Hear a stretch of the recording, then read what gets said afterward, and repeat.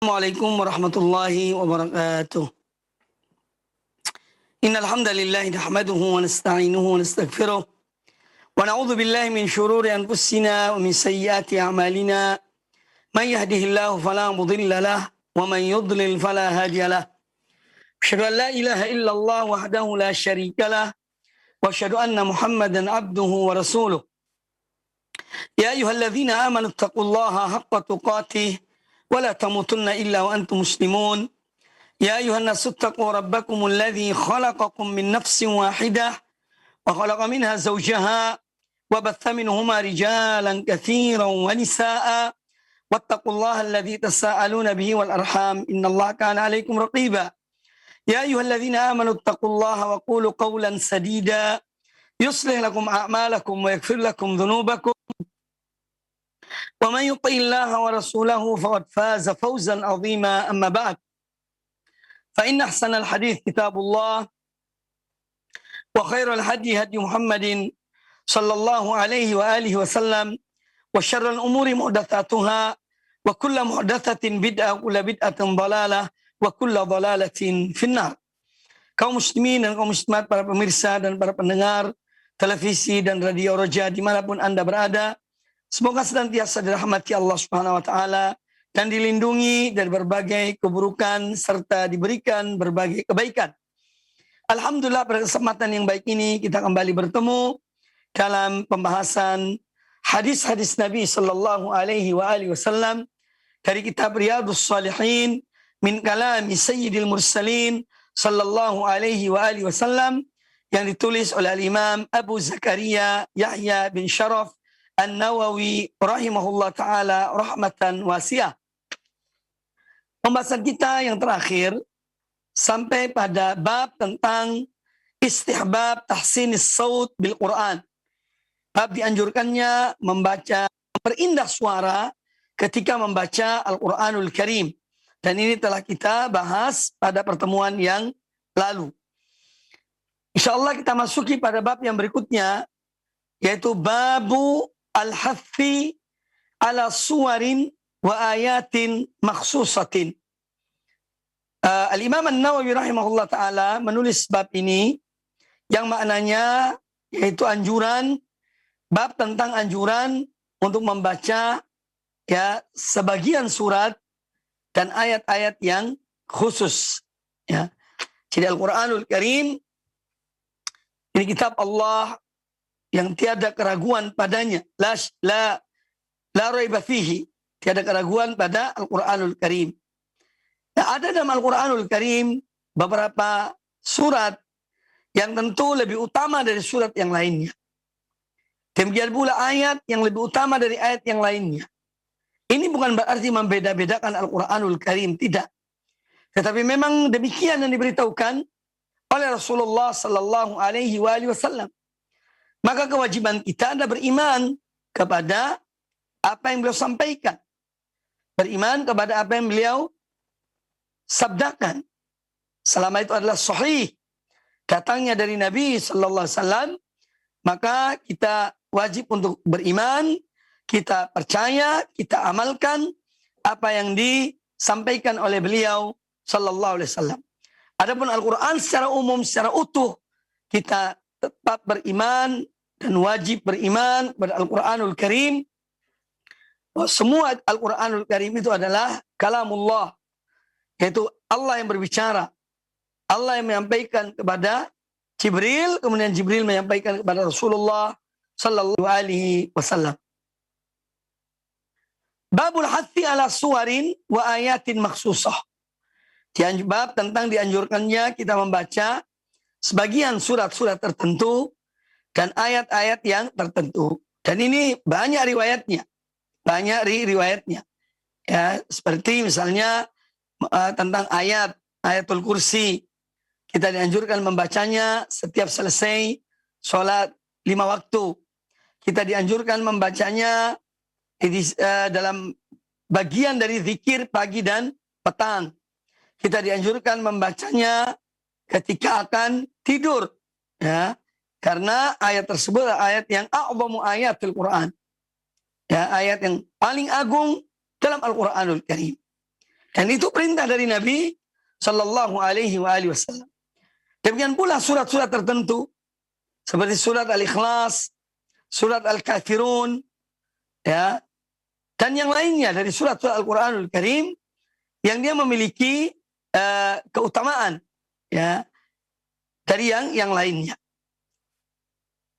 Adapun hadis yang dibawakan oleh Al-Imam An-Nawawi rahimahullah ta'ala, yang pertama adalah hadis Abu Sa'id Rafi bin Mu'alla. Qala An-Nawawi rahimahullah an Abi Sa'id Rafi ibn al-Mu'alla radhiyallahu anhu qala, dari Abu Sa'id Rafi bin Mu'alla radhiyallahu anhu, beliau berkata, qala li Rasulullah sallallahu alaihi wasallam, Rasulullah berkata kepada aku, ala u'allimuka a'zama suratin fil Qur'ani qabla an takhruja minal masjid. Kata Nabi SAW kepada Abu Sa'id Rafi bin Mu'alla, maukah engkau aku ajarkan kepadamu surat yang paling agung dalam Al-Quran sebelum engkau keluar dari masjid ini? Fa'akhadha biyadi. Lalu kemudian Rasulullah SAW memegang tangan Abu Rafi bin al-Mu'alla radhiyallahu an. Falamma aradna an nakhruja, maka ketika kami akan keluar dari masjid, qultu, aku berkata, ya Rasulullah, wahai Rasulullah, qulta, engkau mengatakan tadi, la u'allimannaka a'zama suratin fil Quran.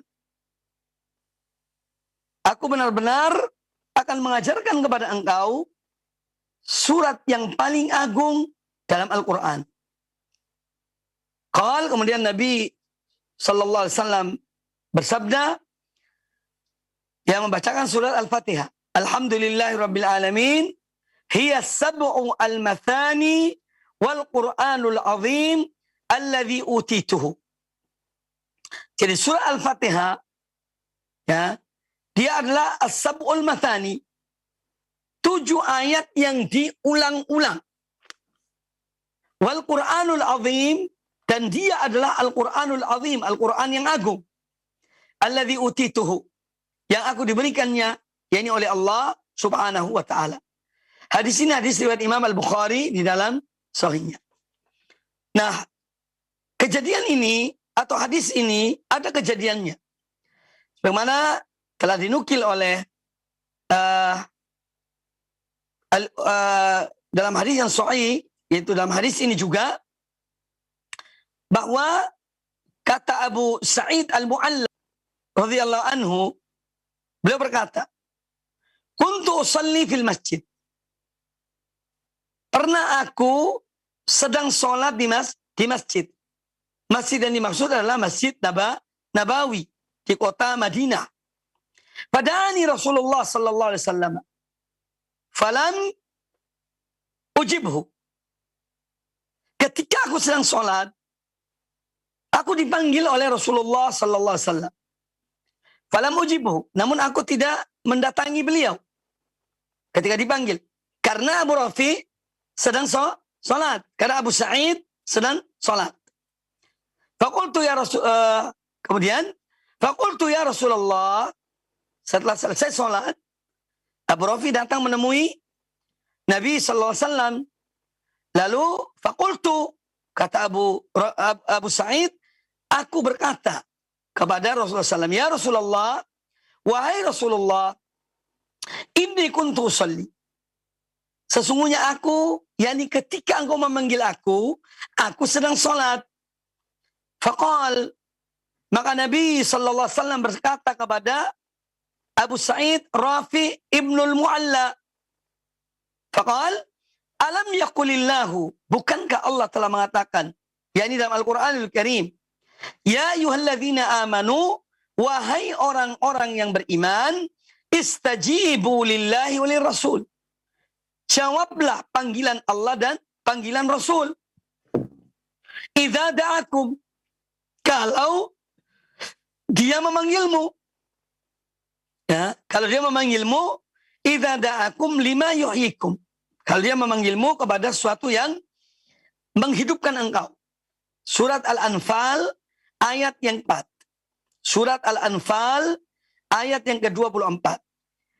Jadi ketika Abu Sa'id Rafi ibnul Mu'alla memberikan alasan kenapa beliau tidak mendatangi panggilan Nabi SAW ketika itu, kata beliau karena aku sedang sholat. Lalu Nabi SAW mengatakan kepada Abu Sa'id, ya, apakah engkau tidak mendengar firman Allah? Apakah engkau tidak mendengar firman Allah? Ya ayyuhalladzina amanu, wahai orang-orang yang beriman, istajibu lillahi wa lirrasul idza da'akum. Jawablah panggilan Allah dan Rasul apabila dia memanggilmu. Ya. Idza da'akum lima yuhyikum. Jika dia memanggilmu kepada sesuatu yang menghidupkanmu, ya, sesuatu yang menjadikan engkau hidup baik. Nah, kemudian Nabi SAW mengatakan kepada Abu Sa'id, ya, Rafi bin Al-Mu'alla, beliau mengatakan, ala u'allimuka a'zama suratin fil Quran. Maukah engkau aku ajarkan kepadamu, ya, satu surat dalam Al-Quran, yaitu surat yang terbesar, yang surat yang paling agung dalam Al-Quran, qabla an takhruja minal masjid. Sebelum engkau keluar dari masjid ini, itu yang disampaikan oleh Nabi SAW. Kemudian setelah selesai, Nabi SAW memegang tangannya Abu Sa'id. Kemudian akan berjalan keluar ke masjid. Abu Sa'id Rafi bin Al-Mu'alla mengingatkan kepada Rasulullah SAW, ya Rasulullah, bukankah engkau mengatakan bahwa engkau akan ajarkan kepada aku satu surat yang paling agung dalam Al-Quranul Karim sebelum kita keluar dari masjid? Kemudian beliau menyampaikan surat yang paling agung itu diawali dengan, ya, Nabi SAW membaca dengan Alhamdulillah Rabbil Alamin, Ar-Rahmanir Rahim, dan seterusnya. Hiya sab'ul mathani. Itulah 7 ayat yang diulang-ulang. Ya. Wal Qur'anul Azim, itulah Al-Quran yang agung. Alladzi utitu bihi, yang aku diberikan oleh Allah.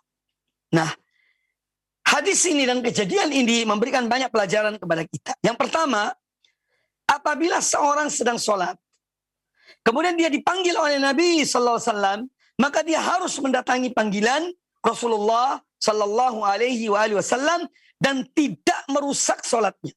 Ini tentu khusus untuk Rasulullah Sallallahu Alaihi Wasallam, bukan untuk semuanya. Ya, jadi khusus untuk panggilan Nabi Sallallahu Alaihi Wasallam kepada seseorang ketika dia sedang sholat. Maka dia harus mendatangi Rasulullah SAW. Ya, makanya Rasulullah menegur Abu Sa'id Rafi bin Al-Mu'alla, ya, tidakkah engkau mendengar Allah berfirman, wahai orang-orang yang beriman, ya jawablah panggilan Allah dan Rasulnya, dan panggilan Rasul apabila dia memanggilmu. Nah, jadi ini para ulama menyimpulkan tentang kekhususan Nabi SAW, ya, dan ini khusus untuk beliau. Kalau seorang sedang sholat dipanggil oleh beliau Sallallahu Alaihi Wasallam, maka dia harus datang kepada Nabi SAW, dan itu tidak merusak sholatnya. Kemudian di sini juga menjelaskan kepada kita tentang An-Nabi alaihissalam, yang mana beliau adalah orang yang sangat mencintai kebaikan bagi umatnya. Apalagi bagi sahabat-sahabat beliau yang hidup bersama beliau. Ya, beliau ingin untuk memberikan segala kebaikan bagi mereka, bagi para sahabat dan umat ini. Makanya Nabi SAW memanggil secara khusus kepada Abu Sa'id, ya, kemudian mengatakan, aku ajarkan kepada engkau satu surat atau a'zamu suratin fil Quran. Satu surat yang amat agung, yang paling agung dalam Al-Quranul Karim. Ya. Kemudian hadis ini juga menjelaskan kepada kita tentang kehidupan yang hakiki adalah kehidupan yang senantiasa, yakni kehidupan yang baik, kemudian yang mulia, kehidupan yang memberikan ketenangan pada seorang hamba adalah kehidupan di bawah bimbingan Allah dan Rasulnya. Ketika seorang mengikuti Allah, beriman pada Allah, beriman pada Rasulnya, beriman pada Al-Quranul Karim, mengikuti sunnah Nabi Sallallahu Alaihi Wasallam, maka itulah hakikat kehidupan yang tenang, hati yang tentram, ketika mengikuti dan mentaati Allah dan Rasulnya, Nabi kita Muhammad Sallallahu Alaihi Wasallam. Karena setiap panggilan Allah dan Rasulnya itu untuk kehidupan yang terbaik di dunia di akhirat. Seperti yang disebutkan dalam ayat yang saya bacakan tadi, surat Al-Anfal ayat yang ke-24. Ya ayyuhalladzina amanu, wahai orang-orang yang beriman, istajibu lillahi walir rasul. Jawablah panggilan Allah dan Rasul, idza da'akum lima yuhyikum. Ketika dia Rasulullah menyuruh kalian, memanggil kalian kepada sesuatu yang menjadikan kalian itu hidup. Hidup yang sebenarnya. Hidup yang penuh dengan kebahagiaan dan ketenangan. Hidup yang selamat dari azab Allah. Ya, itu kalau menjawab panggilan Allah dan Rasulnya, Nabi kita Muhammad Sallallahu Alaihi Wasallam. Kemudian hadis ini juga menjelaskan kepada kita tentang dibolehkannya ya melebihkan satu surat atas surat yang lainnya dalam Al-Quranul Karim. Ya, sebagaimana yang disebutkan oleh Rasulullah SAW dalam hadis ini, ya, a'adhamu suratin. Beliau sendiri yang mengucapkan tentang surah Al-Fatihah adalah a'adhamu suratin, surat yang paling agung, yang paling mulia dari surat-surat Al-Quranul Karim. Nah, ini juga menunjukkan bahwa kedudukan-kedudukan sebagian surat seperti surah Al-Fatihah yang berbeda dengan surat yang lainnya. Apa contohnya? Contohnya surah Al-Fatihah. Dia menjadi salah satu dari rukun-rukun sholat. Seorang kalau sholat tidak membaca surah Al-Fatihah, maka sholatnya tidak diterima. Tidak sah. Ya. Hingga dia membaca surah Al-Fatihah. Ya, walaupun nanti ada masalah yang lain, masalah khilaf tentang apabila jamaah, imam membaca dengan suara yang keras. Apakah wajib bagi makmum juga membaca surah Al-Fatihah atau tidak? Khilaf di antara ulama, sebagian tetap mengatakan dia bahwa makmum tetap membaca surat Al-Fatihah. Meskipun imam membaca dengan suara yang keras. Sebagian ulama mengatakan ya wajib bagi makmum untuk membaca surah Al-Fatihah ketika imam membaca dengan suara yang keras. Dia cukup mendengarkan apa yang dibaca oleh imam. Ya, ini masalah khilafiyah. Nah, jadi intinya bahwa surah Al-Fatihah ini adalah rukun, salah satu rukun dari rukun-rukun sholat. Lain halnya dengan surat-surat yang lainnya. Adapun surat yang dibaca sesudah Al-Fatihah, itu hukumnya sunnah. Hukumnya sunnah. Kalaupun seorang misalnya, dia setelah membaca Al-Fatihah, dia tidak membaca surat, dia langsung ruku, maka sah sholatnya. Sahnya. Nah, jadi ini menunjukkan keutamaan ya surat Al-Fatihah. Ya, dan dia mempunyai ya kedudukan yang berbeda dengan yang lainnya, walaupun itu adalah sama-sama Al-Quranul Karim.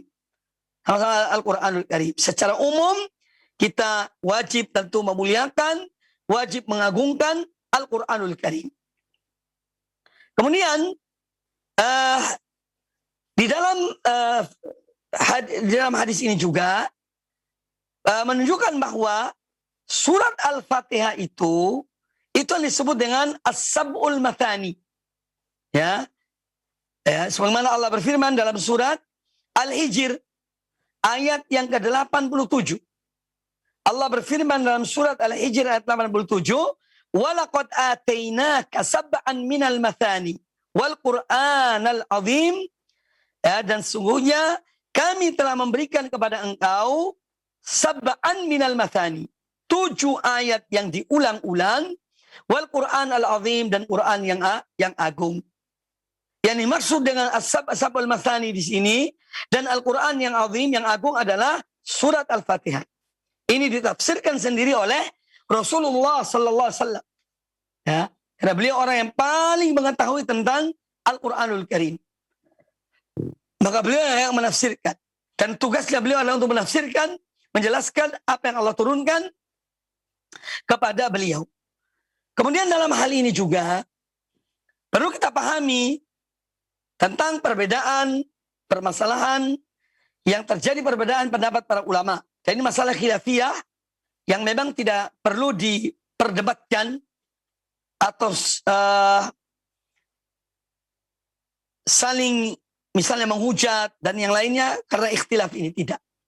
Yaitu tentang apakah Bismillahirrahmanirrahim itu ya salah satu dari ayat dalam surat Al-Fatihah. Dan di sini ada beberapa pendapat para ulama. Ya, yang perlu diketahui dalam hal ini bahwa para ulama semua sepakat tentang Bismillahirrahmanirrahim yang ada pada surat An-Naml ayat yang ke-30, innahu min Sulaiman wa innahu bismillahirrahmanirrahim, bahwa ini adalah bagian dari yakni Al-Quranul Karim dan ayat dari surat An-Naml ke-30. Situ ada Bismillahirrahmanirrahim. Ketika Nabi Sulaiman alaihissalam mengirim surat kepada Ratu Balqis, ya, kepada Ratu Balqis yang ketika itu masih menyembah matahari. Ya, innahu min Sulaiman, bahwasanya ini dari Sulaiman. Ya, wa innahu bismillahirrahmanirrahim, dan bahwasanya dia memulai dengan menyebut nama Allah yang masih lagi Maha Penyayang. Ini jelas bahwa Bismillahirrahmanirrahim adalah ayat ke-30 dari surat An-Naml. Ini semua sepakat. Sekarang Bismillahirrahmanirrahim yang ada dalam surat Al-Fatihah. Bismillahirrahmanirrahim yang ada dalam surat Al-Fatihah ada ikhtilaf di antara ulama. Ya. Yang pertama, ada yang mengatakan bahwa Bismillahirrahmanirrahim ini adalah ayat tersendiri yang diturunkan oleh Allah untuk mengawali setiap surat. Kecuali surat At-Taubah. Kecuali surat yang ke-9, surat Al-Bara'ah atau surat At-Taubah. Itu tidak ada bismillahnya. Jadi pendapat yang pertama, bahwa Bismillahirrahmanirrahim adalah ayat mustaqillah. Ayat tersendiri yang diturunkan oleh Allah Azza wa Jalla sebagai pembukaan dari setiap surat. Kemudian, apakah Bismillahirrahmanirrahim ayat dari Al-Fatihah atau bukan?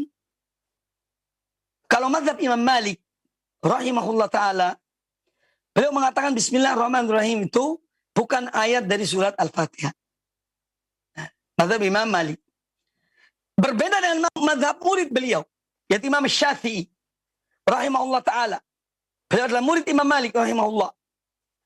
Al-Imam Syafi'i mengatakan bahwa Bismillahirrahmanirrahim salah satu dari ayat dalam surat Al-Fatihah.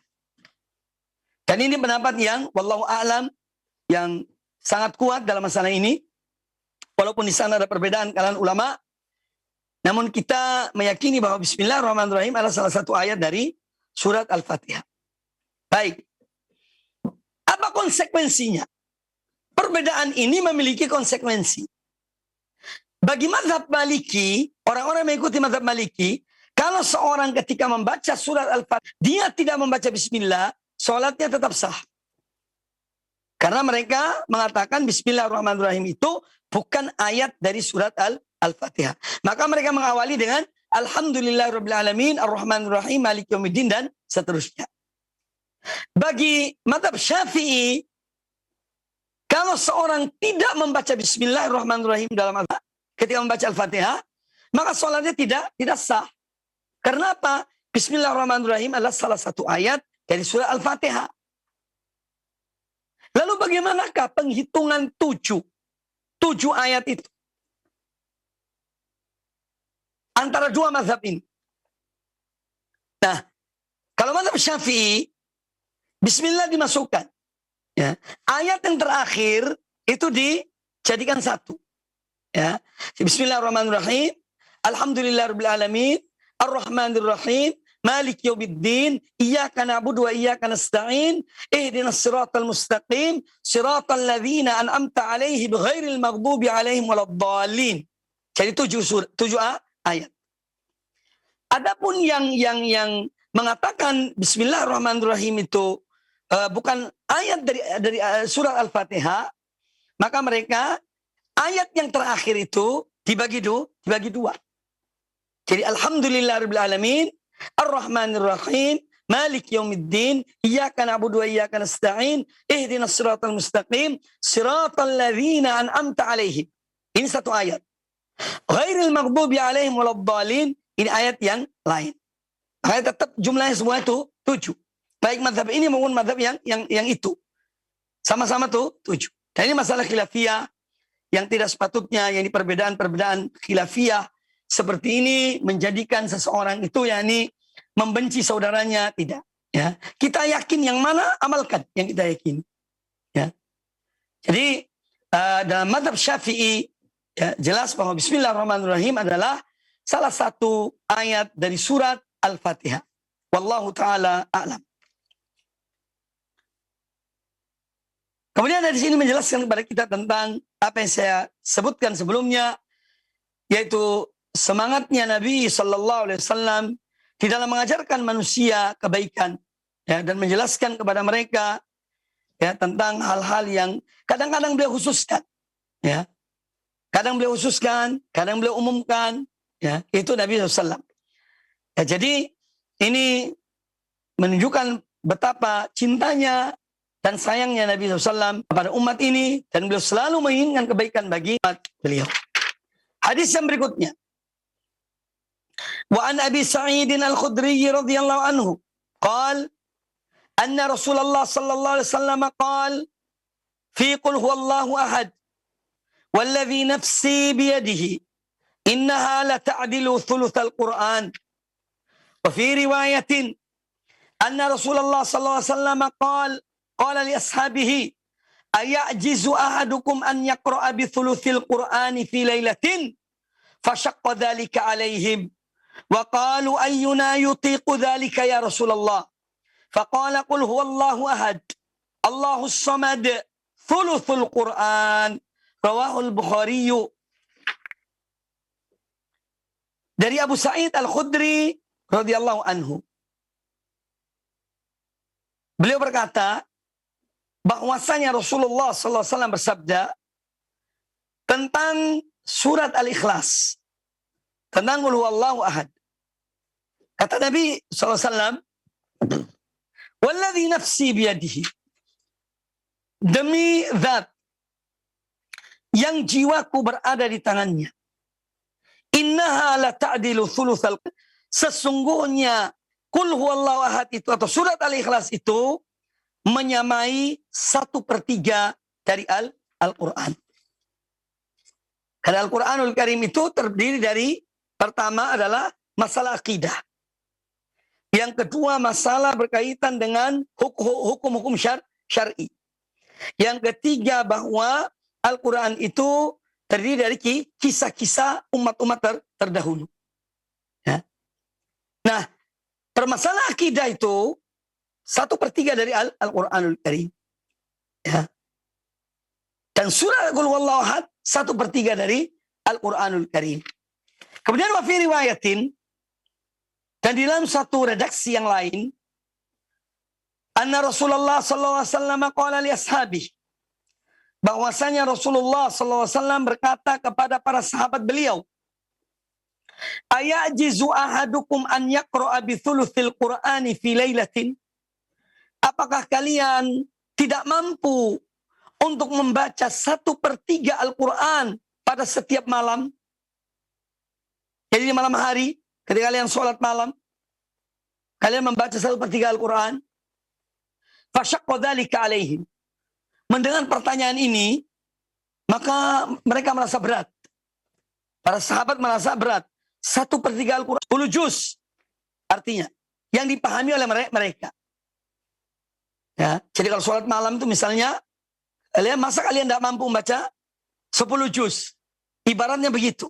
Itu yang dipahami oleh para sahabat. Maka mereka bertanya, Faqalu, mereka berkata, ayyuna yutiqu dzalika ya Rasulullah? Siapakah di antara kami yang mampu mempertiga Al-Quran ya Rasulullah? Di malam hari, sholat di malam hari. Ya Rasulullah. Faqal, ya. Maka kemudian beliau mengatakan, Qul huwallahu ahad, Allahus samad, Allahus samad, thuluthul Quran.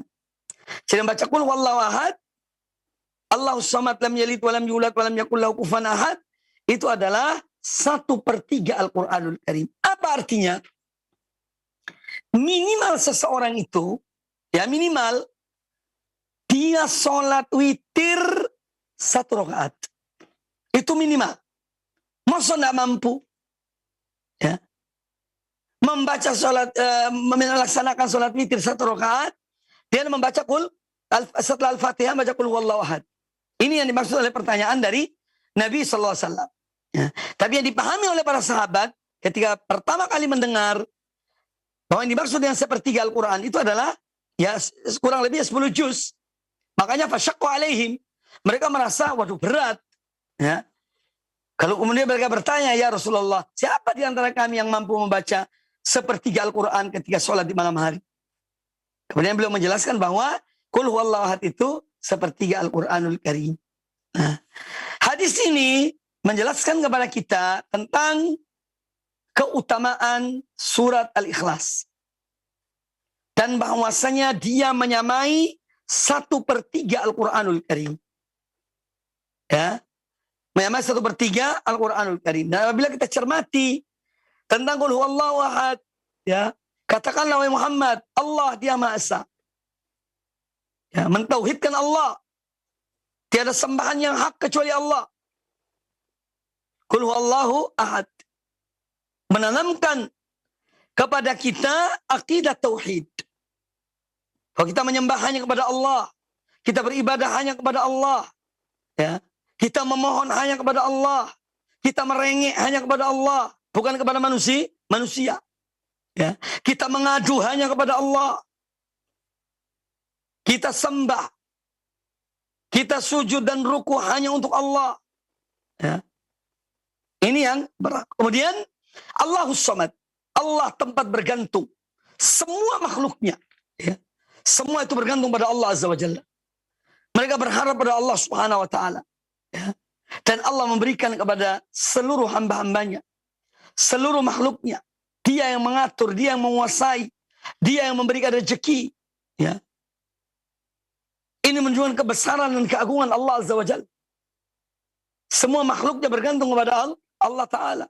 Maka jangan bergantung kepada selain Allah, apalagi kepada orang mati. Ya. Kau bergantung pada orang mati. Orang mati didoakan. Ya. Siapapun orangnya, didoakan. Semoga Allah mengampuninya. Semoga Allah merahmatinya. Semoga Allah masukkan dalam surga. Semoga Allah melindunginya dari azab kubur. Ya. Ini doa untuk orang yang meninggal. Bukan kita bergantung pada orang yang telah meninggal.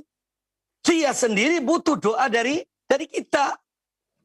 Orang-orang yang telah meninggal itu, mereka mengharapkan doa orang-orang yang masih hidup. Ya.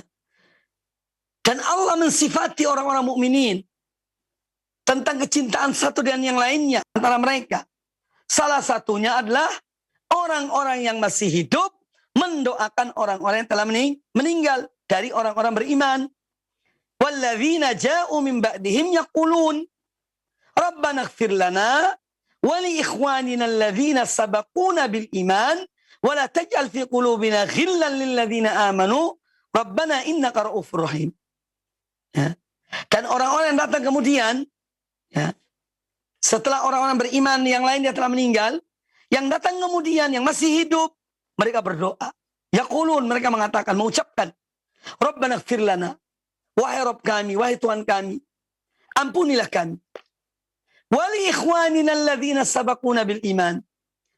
Dan juga ampunilah saudara-saudara kami yang telah mendahului kami dengan keimanan. Mereka telah meninggal. Meninggal di atas keimanan. Wala taj'al fi qulubina ghillan lil ladzina amanu. Dan janganlah ya Allah, Engkau jadikan dalam hati kami kedengkian, iri dan dengki terhadap orang-orang beriman. Ya, ya Allah janganlah. Karena dengki itu bukan sifatnya orang mukmin. Dengki itu sifatnya iblis. Ya. Dengki itu apa? Sifatnya iblis. Dengki itu sifatnya Yahud. Itu dengki. Ya. Orang mukmin tidak. Dia berupaya untuk melawan kedengkian yang ada dalam dirinya. Itu orang mukmin. Makanya mereka berdoa pada Allah Ta'ala. Wala taj'al fi qulubina ghillan lilladzina amanu. Dan janganlah engkau jadikan dalam hati kami ini, yaitu kedengkian terhadap orang-orang yang beriman. Wala taj'al fi qulubina ghillan lilladzina amanu. Rabbana innaka ra'ufur rahim. Wahai Rabb kami, wahai Tuhan kami, sungguh yang Kau Maha Pengasih, lagi Maha Penyayang. Nah, jadi, Qul huwallahu ahad, Allahus samad, mengajarkan kepada kita untuk apa?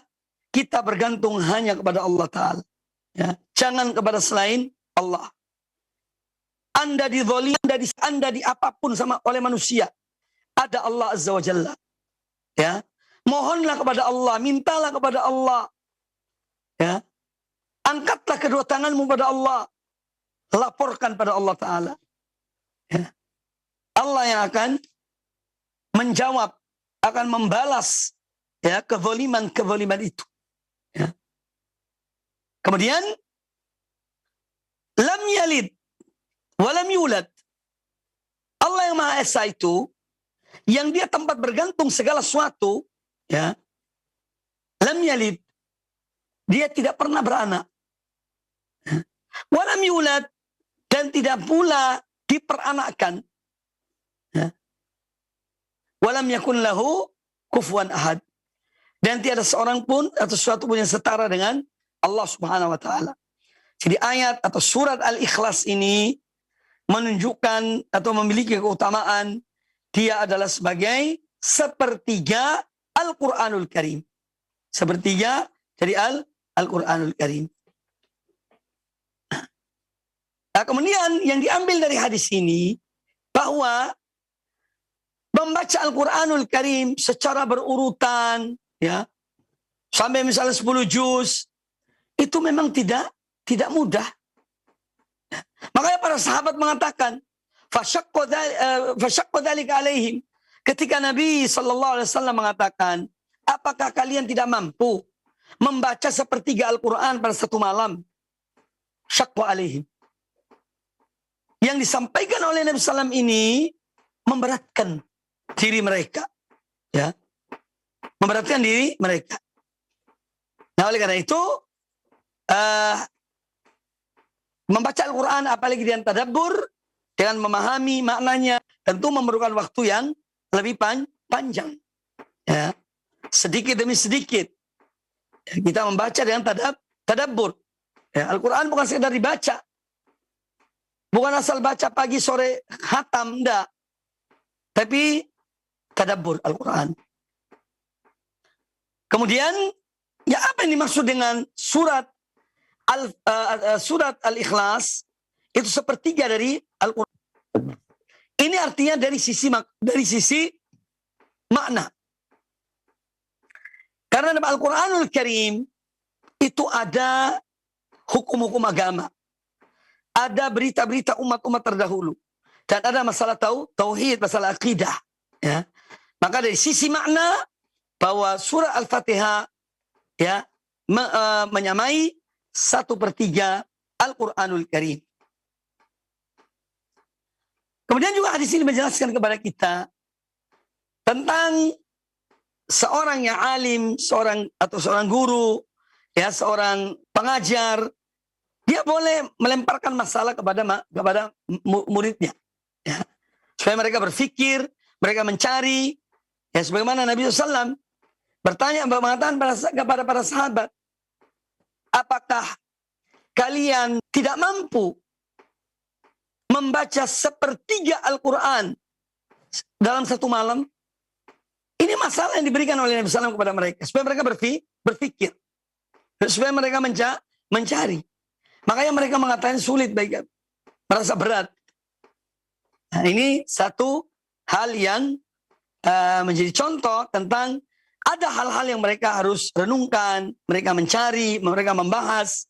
Kemudian nanti diberikan penjelasan oleh guru, ya, oleh dosen. Ya, jadi metode ini metode yang sudah pernah diajarkan oleh Nabi SAW. Contoh yang lain adalah ketika Nabi SAW mengatakan kepada para sahabatnya bahwa akan masuk surga dari umatku itu 70.000 dari umatku tanpa diazab dan tanpa dihisab. Ya. Kemudian beliau tinggalkan mereka, para sahabat. Beliau masuk ke rumah beliau, sallallahu alaihi wasallam. Para sahabat pada berbincang-bincang, siapa kira-kira ya 70.000 dari umat Rasulullah SAW yang masuk surga tanpa hisab, tanpa azab. Mereka pada berdialog antara satu dengan yang lainnya. Kemudian Rasulullah SAW keluar setelah itu. Baru beliau jelaskan. Nah, ini salah satu metode dalam mengajar. Memberikan masalah, dibahas oleh mereka, oleh mahasiswa, oleh murid. Kemudian guru yang mengarahkannya. Guru yang membimbingnya. Jadi metode ini juga dipakai ya di zaman kita ini dalam ketika mengajar. Ya, salah satu dari thariqatut tadris, salah satu dari cara dalam mengajar. Kemudian hadis ini juga menjelaskan kepada kita tentang dibolehkannya menggunakan kata yang tidak langsung dipahami. Ya. Itu boleh saja sesekali. Contohnya Nabi SAW mengatakan tentang sepertiga Al-Quran. Itu yang dipahami oleh para sahabat. Ya sepertiga Al-Quran itu ya 10 juz. Satu malam baca 10 juz. Itu yang dipahami. Tapi ternyata bukan itu yang dimaksud oleh Nabi SAW. Yang beliau maksud hanya surat yang pendek, singkat, ya, padat. Yaitu surat Al-Ikhlas. Qul huwallahu ahad. Hadis yang berikutnya. Wa anhu juga ya dari Abu Sa'id Al-Khudri radhiyallahu anhu anna rajulan sami'a rajulan yaqra'u.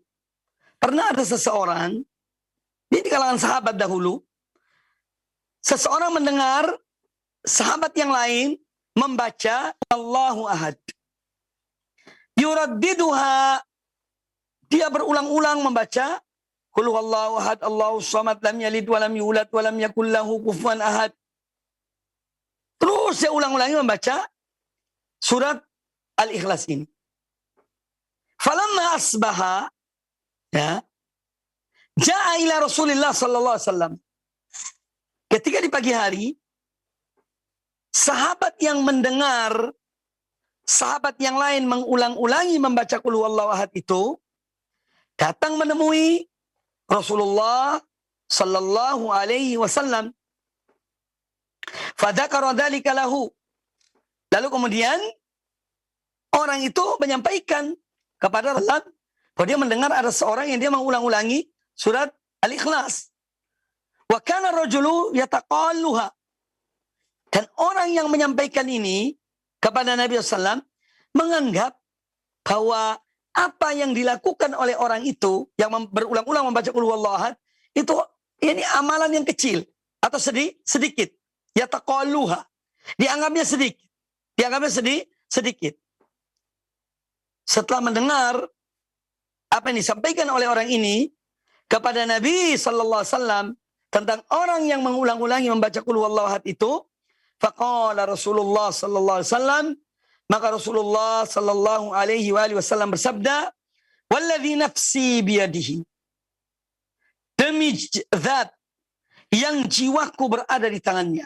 Yani demi Allah. Innaha la ta'dilu thulutsal Qur'an. Sesungguhnya Qul huwallahu ahad itu atau surat Al-Ikhlas itu menyamai 1/3 Al-Quran. Jadi hadis ini juga tidak jauh berbeda dengan hadis yang sebelumnya, hanya saja sebabnya berbeda. Ya. Jadi ini juga menunjukkan bahwa bahwa surat Qul huwallahu ahad atau surat Al-Ikhlas sama dengan 1/3 Al-Quranul Karim. Nah, yang diambil dari hadis ini, ya,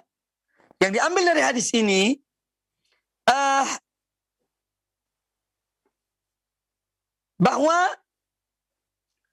kita dibolehkan, ya, untuk untuk membaca satu surat berulang-ulang. Ya. Termasuk dalam sholat. Ya. Dalam sholat pun begitu. Misalnya seorang sholat, rakaat pertama baca qul huwallahu ahad. Rakaat kedua baca qul huwallahu ahad. Tidak mengapa. Boleh saja. Ya. Tidak mengapa. Atau mungkin 2 surat. Ya. Dalam satu rakaat juga boleh. Tidak ada larangan. Kemudian bahwa di sini menjelaskan kepada kita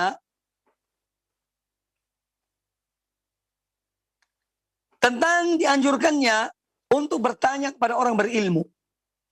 Jadi kalau seorang tidak paham tentang sesuatu, apalagi masalah yang berkaitan dengan agama, hendaknya dia bertanya kepada orang berilmu. Sebagaimana sahabat tadi yang mendengar seseorang membaca berulang-ulang, membaca Al-Qul Huwallahu Ahad, dia kemudian bertanya kepada Rasulullah sallallahu alaihi wasallam. Maka ini pun satu pendidikan bagi kita, ya, bahwa orang yang tidak mengetahui hendaknya bertanya kepada orang yang mengetahui. Orang yang tidak berilmu, bertanyalah kepada orang yang berilmu. Ya. Fas'alu ahla dzikri in kuntum la ta'lamun. Bertanyalah kepada orang berilmu kalau kalian tidak punya ilmu. Ya. Di sini disebutkan dua kelompok manusia. Was'alu atau fas'alu ahla dzikri in kuntum la ta'lamun. Bertanyalah ilmu kalau kalian tidak mengetahui. Ya. Disebutkan yang pertama adalah orang yang tidak berilmu. Allah perintahkan kepada mereka, kelompok yang tidak berilmu ini, untuk bertanya kepada kelompok yang berilmu. Ya. Ada 2 macam manusia. Ada yang berilmu, ada yang tidak berilmu. Kewajiban yang tidak berilmu bertanya kepada yang berilmu. Dan kewajiban yang berilmu menjawab orang yang tidak pertanyaan orang yang tidak berilmu. Masing-masing mempunyai kewajiban. Kewajiban bertanya dan kewajiban menjawab. Ya. Ini ajaran agama kita sangat mulia. Ya. Sangat mulia. Dan itu semua harus dengan penuh keikhlasan kepada Allah Subhanahu wa ta'ala. Dalam kita bertanya karena Allah, ya, bukan untuk menguji seseorang, tapi betul-betul bertanya. Demikian pula yang menjawab, kalau bisa menjawab alhamdulillah, kalau tidak bisa menjawab, ya tidak usah menjawab. Karena fatwa itu adalah tanggung jawab. Seorang ketika dia berfatwa, dia bertanggung jawab di hadapan Allah Subhanahu wa ta'ala. Makanya para sahabat dahulu saling menolak. Saling, ya, ini kalau ada pertanyaan disuruh ke sahabat yang lain. Karena takwanya mereka, ya, kepada Allah Subhanahu wa ta'ala. Nah kalau sekarang belum ditanya sudah jawab, ya, menghati-hati dan masalah fatwa. Ya. Kemudian di sini menjelaskan kepada kita tentang keutamaan dari surat Al-Ikhlas, ya, yang dia menyamai 1/3 Al-Quranul Karim. Kemudian hadis yang berikutnya, wa an Abi Hurairah radhiyallahu anhu, anna Rasulullah sallallahu alaihi wasallam qala fi qul huwallahu ahad innaha ta'dilu thulutsal Quran. Dari Abu Hurairah radhiyallahu anhu bahwasanya Rasulullah sallallahu alaihi wasallam bersabda tentang surat Qul Huwallahu Ahad, tentang surat Al-Ikhlas, innaha ta'dilu thulutsal Quran. Sesungguhnya surat Al-Ikhlas itu menyamai 1/3 Al-Quran. Hadis riwayat Imam Muslim, ya. Hadis riwayat Imam Muslim. Jadi Imam An-Nawawi rahimahullah membawakan beberapa riwayat yang maknanya sama sebetulnya, tapi dari beberapa orang sahabat, ya, dari beberapa orang sahabat Rasulullah SAW. Yang pertama tadi dari Abu Sa'id Al-Khudri, ya, Malik bin Sinan. Kemudian yang kedua dari seorang sahabat yang tidak disebutkan namanya di sini. Kemudian yang ketiga sekarang ini dari Abu Hurairah radhiyallahu an. Kemudian hadis yang berikutnya, wa an Anasin radhiyallahu anhu anna rajulan qala, dan dari Anas, itu Anas bin Malik radhiyallahu an, bahwasanya seseorang bertanya, ya Rasulullah, inni uhibbu hadis surah Qul huwallahu ahad. Wahai Rasulullah, sesungguhnya aku mencintai surat ini, yaitu surat Al-Ikhlas, Qul huwallahu ahad. Qal, kata Nabi sallallahu alaihi wasallam, Inna hubbaha, ya, adkhalakal jannata. Sesungguhnya kecintaanmu kepada surat Al-Ikhlas itu memasukkan engkau ke dalam surga. Menjadi penyebab engkau dimasukkan dalam surga. Hadis riwayat Imam Tirmidzi, dan hadis ini adalah hadis yang baik sanadnya. Baik sanadnya. Nah, hadis ini menjelaskan kepada kita tentang, ya, bolehnya membaca satu surat, ya, di dalam sholat, ya, walaupun bacaannya pada setiap rakaat. Karena pernah ada seorang imam, dikisahkan dalam hadis ini, seorang imam itu membaca surat pertama ketika sholat, memimpin kaum muslimin, ya, dalam sholatnya. Pertama dia membaca Al-Fatihah, kemudian dia membaca surat yang dia inginkan. Kemudian sebelum ruku dia membaca Qul Huwallahu Ahad. Pada rakaat kedua juga demikian, dia membaca Al-Fatihah, kemudian membaca surat yang lain, kemudian sebelum ruku dia membaca surat Al-Ikhlas. Ya. Sehingga para sahabat ini bertanya, kemudian mereka menyampaikan kepada Nabi SAW. Lalu orang itu mengatakan, ketika ditanya oleh Nabi SAW, jadi mengapa kau lakukan hal itu? Pada setiap rakaat dia selalu membawa surat Al-Ikhlas. Kata orang itu, karena aku cinta pada surat ini ya Rasulullah. Karena aku mencintai surat Al-Ikhlas ini. Ya, maka kemudian Nabi SAW mengatakan kepadanya, Inna hubbaha adkhalakal jannah. Sesungguhnya kecintaanmu kepada surat Al-Ikhlas itu menyebabkan engkau dimasukkan dalam surga Allah Subhanahu wa taala. Ya, maka kita dianjurkan, maka kita diperintahkan untuk mencintai Al-Qur'anul Karim. Mencintai kalamullah. Ya. Kata Utsman bin Affan radhiyallahu taala anhu, "Lau taharat qulubuna ma syabi'at min kalami rabbina." Seandainya hati-hati kita ini suci, hati-hati kita ini bersih, ikhlas betul pada Allah Ta'ala, maka dia tidak akan kenyang dari, yakni Al-Quran, dari kitab Rabb kami, dari kalam, dari ucapan-ucapan Allah Subhanahu wa Ta'ala. Lakin subhanallah, Allahul Musta'an, saya mohon pada Allah Ta'ala semoga hati-hati kita disembuhkan oleh Allah Azza wa Jalla. Fenomena yang ada sudah berbeda. Ya. Kecintaan kepada HP dan yang lainnya lebih daripada Al-Quranul Karim. Entah diakui atau tidak, disadari atau tidak. Maka kembali pada Al-Quranul Karim ada jalan keselamatan. Dan membacanya, bertadabbur, memahami Al-Quranul Karim. Ya. Karena dia adalah kitab hidayah, kitab petunjuk. Nah, hadis ini menjelaskan kepada kita tentang apa tadi? Yaitu keutamaan, ya, orang yang mencintai surat Al-Ikhlas. Ya. Mencintai surat Al-Ikhlas. Orang yang mencintainya, dia dimasukkan surga oleh Allah Subhanahu wa Ta'ala. Ya. Dan seorang masuk surga karena apa? Karena tauhidnya. Tapi tauhid yang benar. Ya. Bukan tauhid yang meragukan. Ya. Tauhidnya betul-betul bergantung hanya pada Allah. Memohon hanya kepada Allah. Meminta hanya pada Allah. Ya, menyembah hanya kepada Allah. Tauhid yang sebenarnya. Ya.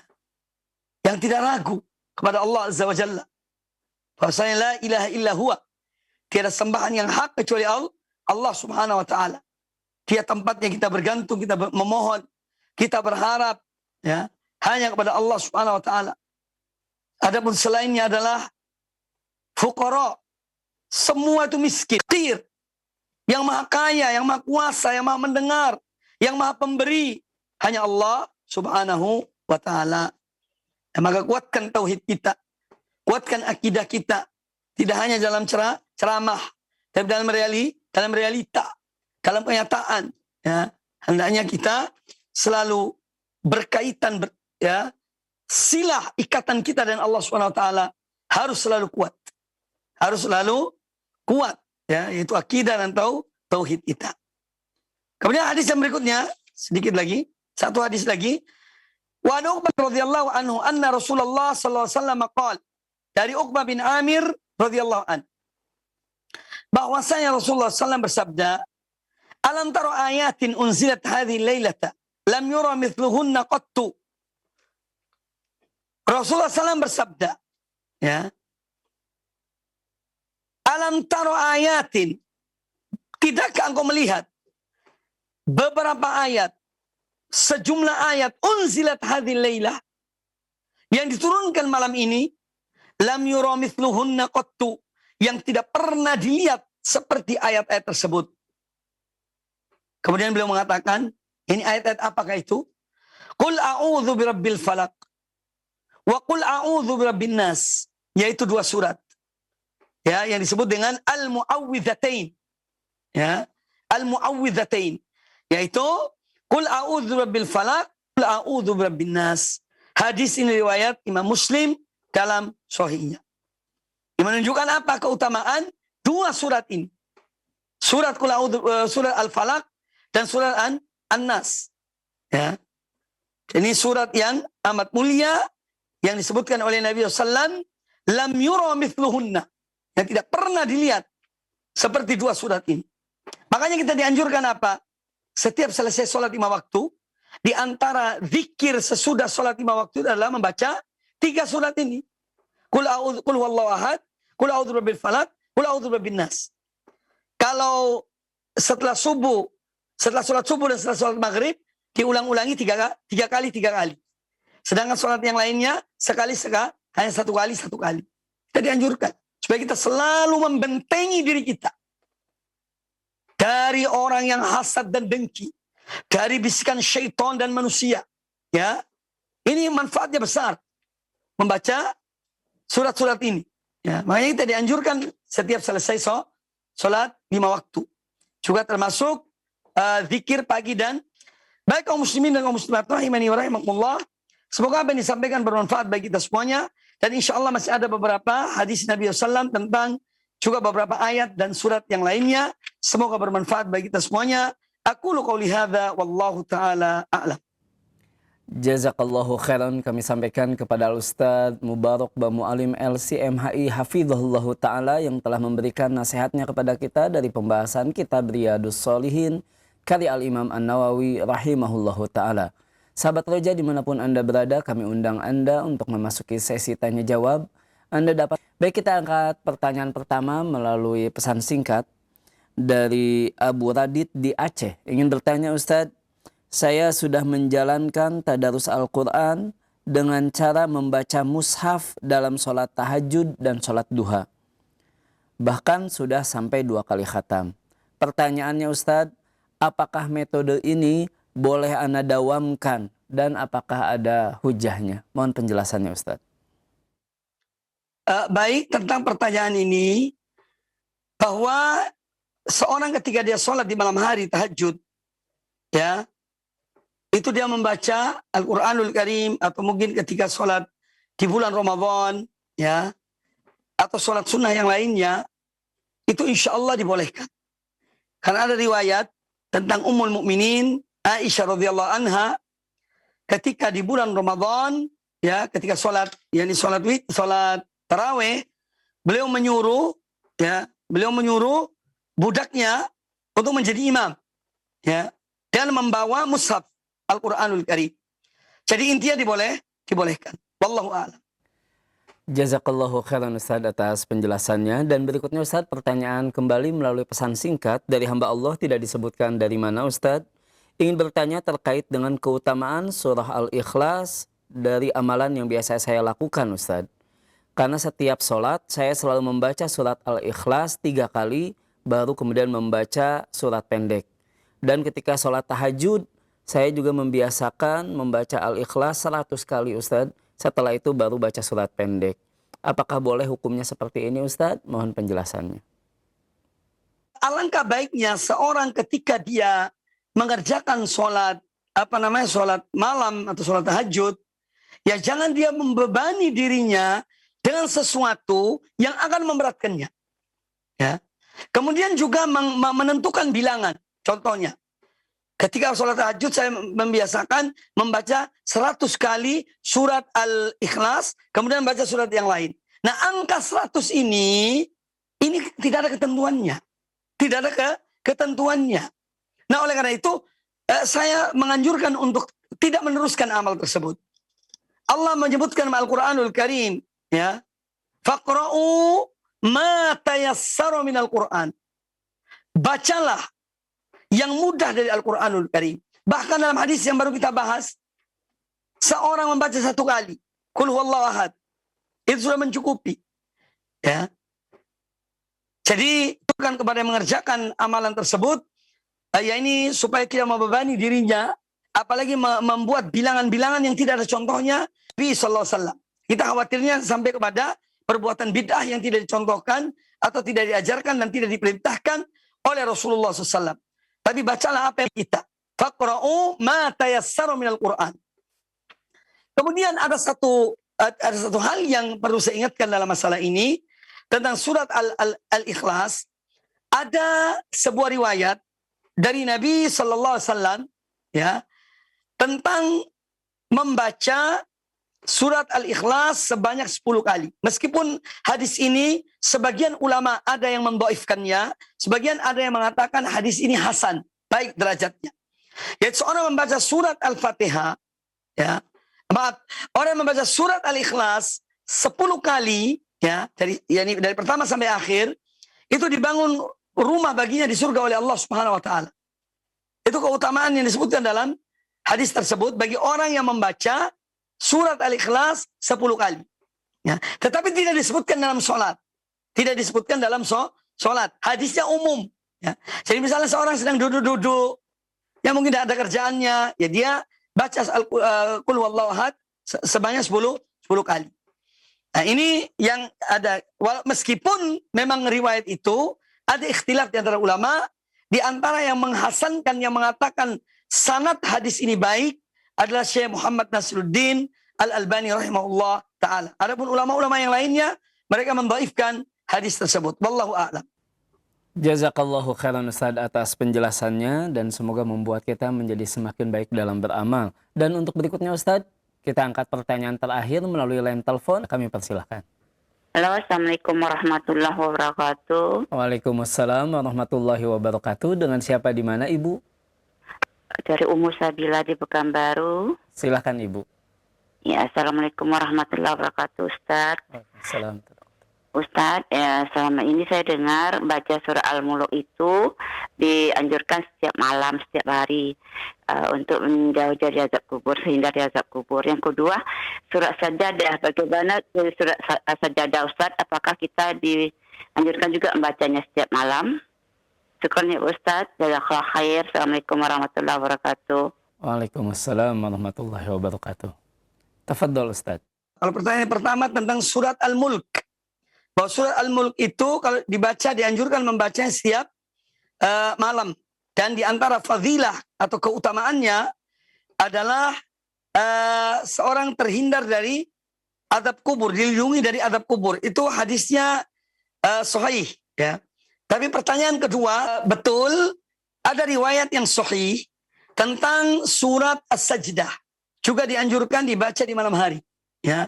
Juga dianjurkan dibaca di malam hari, ya. Yaitu surat Alif Lam Mim Sajdah. Termasuk surat yang dianjurkan seorang membacanya sebelum tidur di malam hari. Kebetulan saya punya tulisan tentang masalah ini, yang di surat-surat Al-Quranul Karim yang dibaca sebelum tidur. Ternyata ya banyak surat-surat dalam Al-Quranul Karim yang kita dianjurkan membacanya sebelum tidur. Ya tentu tidak semuanya ya, karena ya ini sebagian misalnya dikerjakan malam ini, mungkin sebagian malam yang lainnya. Tapi kalau seorang mampu untuk semuanya, itu ya silahkan.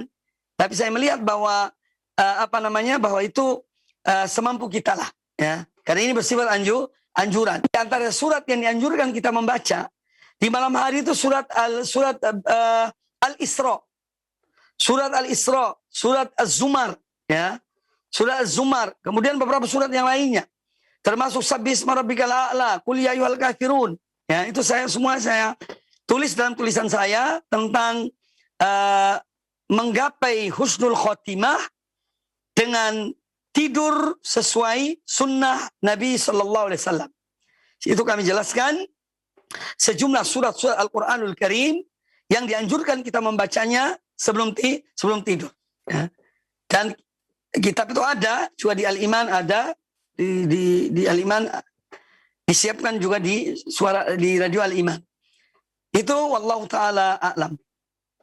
Baik, jazakallahu khairan Ustaz atas penjelasannya, dan tampaknya pertanyaan tadi menjadi penutup untuk pertemuan kita di pagi hari ini Ustaz. Tafadhol ikhtitam dari antum Ustaz. Baik kaum muslimin dan kaum muslimat rahimani wa rahimakumullah. Alhamdulillah, semoga apa yang disampaikan bermanfaat bagi kita semuanya. Mari kita terus menuntut ilmu dan berupaya untuk mengamalkan ilmu yang kita miliki walaupun sedikit. Tidak ada yang lebih berarti daripada dua hal, yaitu menuntut ilmu dan mengamalkan ilmu itu sendiri. Ya, ini sangat bermanfaat bagi orang yang mengerjakannya. Dan juga kepada para pemirsa, para pendengar, ketika mengamalkan suatu amalan, ya, hendaknya kita pun bertanya kepada orang berilmu. Jangan kita menyimpulkan sendiri, seperti dalam salah satu pertanyaan yang ditanyakan tadi. Ya, seorang membaca surat Al-Ikhlas 1 rakaat 100 kali. Ini hal yang tidak gampang dan tidak mudah. Ya, oleh karena itu, mari kita bertanya sebelum kita mengamalkan sesuatu. Sehingga dengan demikian, amal kita akan lebih sesuai dengan sunnah Rasulullah, tuntunan Rasulullah sallallahu alaihi wasallam. Semoga bermanfaat. Lebih kurangnya saya mohon maaf. Wa jazakumullah khairan atas perhatian para pemirsa dan para pendengar televisi dan radio Roja dimanapun Anda berada. Selamat beraktivitas. Semoga Allah Azza wa Jalla senantiasa merahmati dan melindungi kita semuanya. Wa jazakumullah khairan. Aqulu qawli hadza. Subhanakallahumma bihamdika. Asyhadu an la ilaha illa anta astaghfiruka wa atubu ilaik. Wa sallallahu wasallam wa barak ala nabiyyina wa ala alihi washabihi ajma'in. Thumma assalamu alaikum warahmatullahi wabarakatuh.